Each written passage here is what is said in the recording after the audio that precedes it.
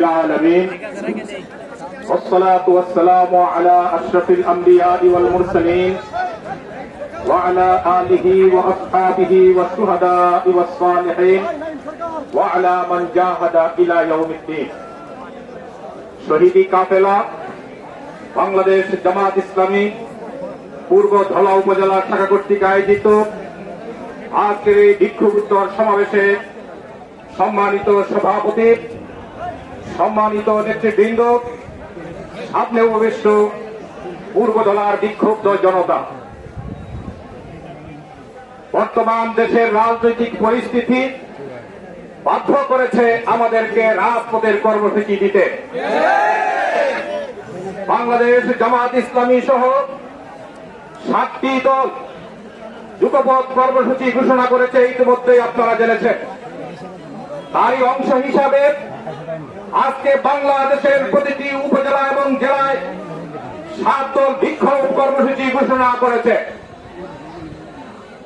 5 দফা দাবিতে আমাদের এই বিক্ষোভ।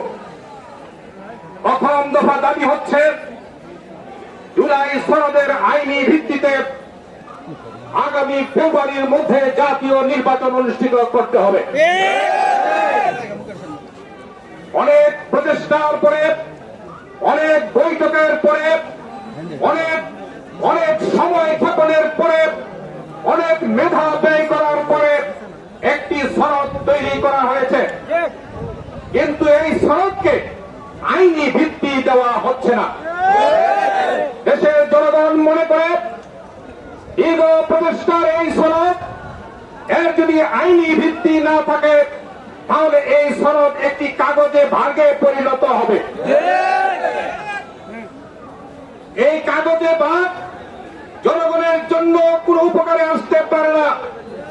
কাগজের ভাগ বাচ্চাদের খেলনা হয় মাত্র। তাই আমরা বর্তমান সরকারকে বলতে চাই যে আত্মত্যাগের বিনিময়ে ফ্যাসিস্ট বিদায় হয়েছে এবং আপনারা ক্ষমতায় বসার সুযোগ পেয়েছেন, সেই শহীদদের প্রতি শ্রদ্ধা রেখে অবশ্যই জুলাই সনদের আইনি ভিত্তি দিতে হবে। যদি জুলাই সনদের আইনি ভিত্তি দিতে ঘোষণা করে আমাদের কর্মসূচি অব্যাহত থাকবে। দেশের সমস্ত জনগণকে সাথে নিয়ে সেই জুলাই সনদের আইনি ভিত্তি দেওয়ার জন্য দুর্বল আন্দোলন সারাদেশে গড়ে তোলা হবে। প্রিয় ভাইরা আমার, যদি জুলাই সনদের আইনি ভিত্তি দেওয়া না হয় তাহলে এই সনদ দিয়ে জনগণের ভাগ্য পরিবর্তন সম্ভব নয়। আর অবিলম্বে জুলাই সনদের আইনি ভিত্তি দিয়ে আগামী ফেব্রুয়ারির মধ্যে ইলেকশন দেওয়ার জন্য সরকারের প্রতি আহ্বান জানাচ্ছি। আমাদের দ্বিতীয় দাবি হচ্ছে পিআর পদ্ধতিতে উভয় পক্ষের নির্বাচন দিতে হবে। এর স্বাধীন হওয়ার পর থেকে একটি পদ্ধতিতে ইলেকশন হয়েছে, এই ইলেকশন বারবারই ব্যর্থ হয়েছে। দেশের জনগণ এই ইলেকশনের প্রতি আস্থা রাখতে পারে নাই।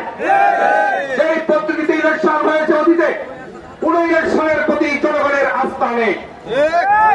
সেখানে ভোট ডাকাতি হয়েছে, কেন্দ্র দখল হয়েছে, ভোট ছিনতাই হয়েছে, জাল ভোট হয়েছে এবং গুন্ডা দিয়ে নির্বাচনকে ঠান্ডা করে দেওয়া হয়েছে। দিনের ভোট রাতে হয়েছে, আমি দাবি নির্বাচন হয়েছে।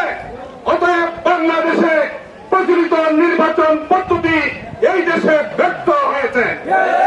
তাই আমরা দাবি জানাই আগামী নির্বাচন হতে হবে নতুন পদ্ধতিতে, আর সেই পদ্ধতি হচ্ছে পিআর পদ্ধতি। আপনারা কি পিআর পদ্ধতিতে ইলেকশন চান? প্রিয় ভাইরা আমার, আমরা সরকারকে বলতে চাই ইতিমধ্যেই প্রমাণিত হয়েছে দেশের 70 থেকে 71% জনগণ পিআর পদ্ধতিতে ইলেকশন চায়। আমাদের তৃতীয় দাবি হচ্ছে লেভেল প্লেইং ফিল্ড তৈরি করতে হবে।